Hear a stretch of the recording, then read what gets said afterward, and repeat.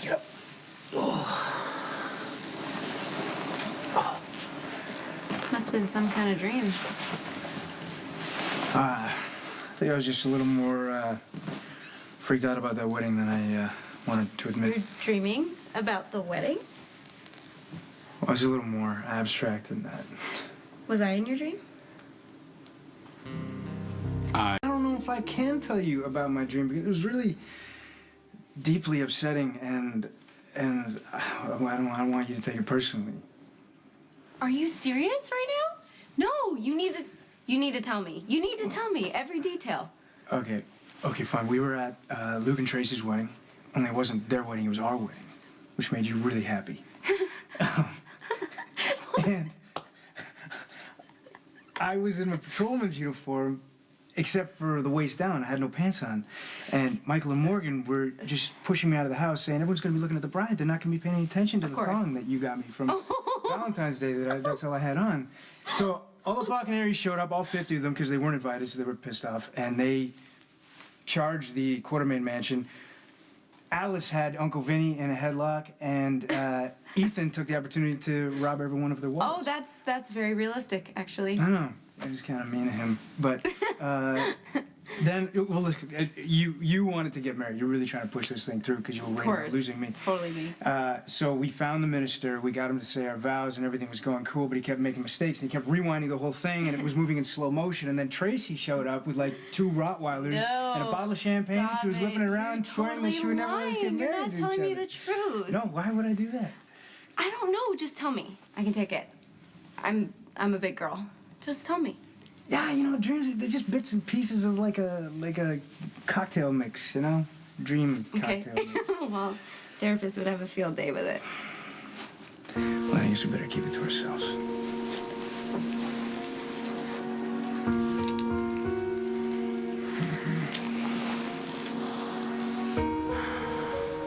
You're not here to warn.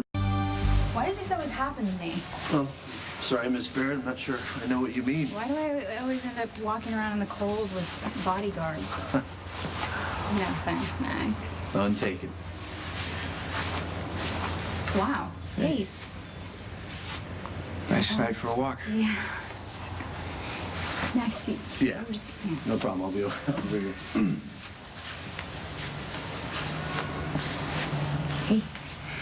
So, you get married? Yeah. I was, I'm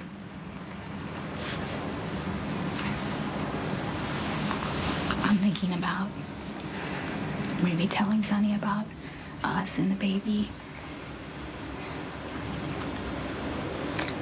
What do you think about that?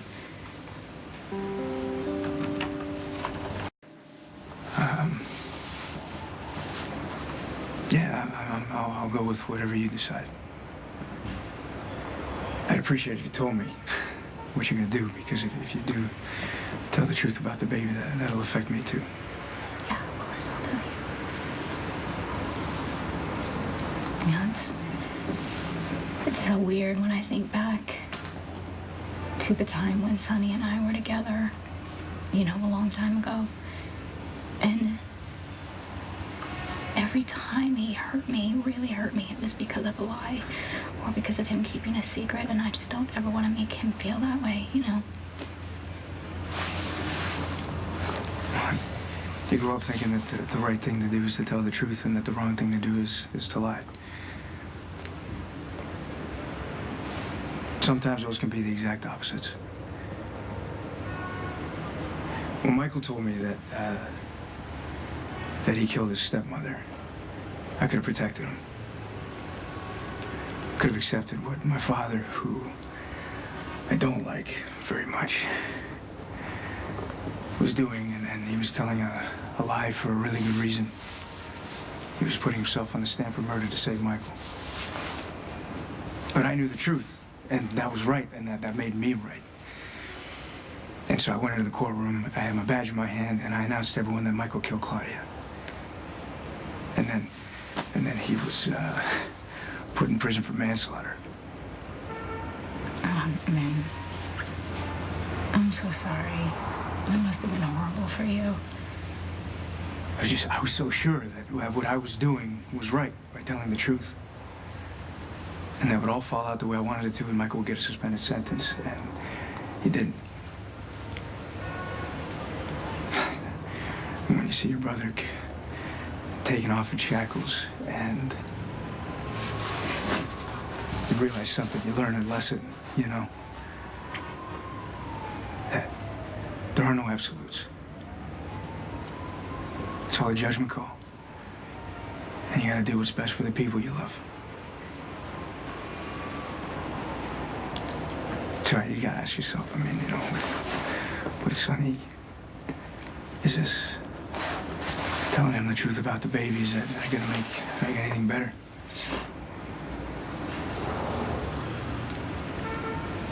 Probably not. How do you think he'll react? I think he'll feel terrible.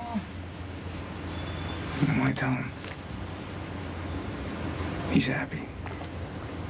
You know, he wants to spend the rest of his life with you. Sometimes keeping a secret can be a pretty good gift. Thank you so much for everything you've done for me. You've been so great to me. You've been pretty good to me, too. I'm gonna go. Yeah. Congratulations on your engagement, Miss Barrett. Thank you.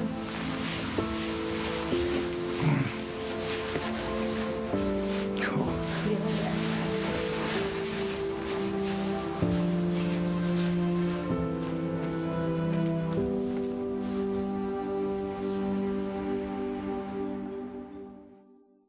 Hey, Hey. where were you?